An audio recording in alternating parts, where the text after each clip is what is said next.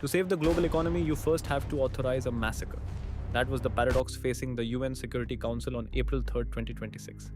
A resolution led by Bahrain and backed by the US sought to authorize a multinational naval force to use all necessary means to reopen the Strait of Hormuz.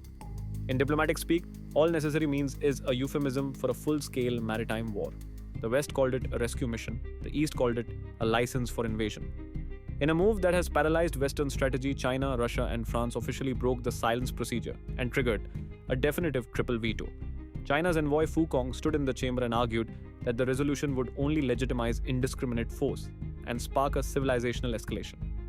With one stroke of a pen, the legal path for a UN sanctioned coalition is dead. The US is no longer leading a global police action, it is fighting a lonely, unilateral war. Why would China veto a resolution to open the very strait that feeds the world? Because Beijing has manufacturing immunity. China derives 60% of its energy from coal and has a direct overland lifeline to Russian oil.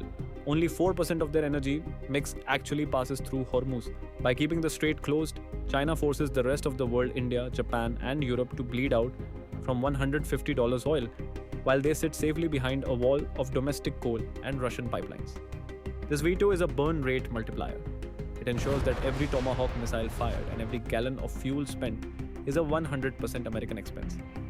While the US Navy drains its alarmingly low inventory of interceptors to protect a graveyard, China is calmly expanding its influence in the global south, offering peace deals while Washington offers only epic fury.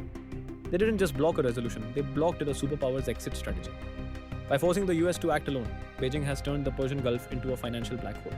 In the unseen markets, the loudest sound isn't the explosion, it's the silence of a veto. Stay ruthless. Stay awake.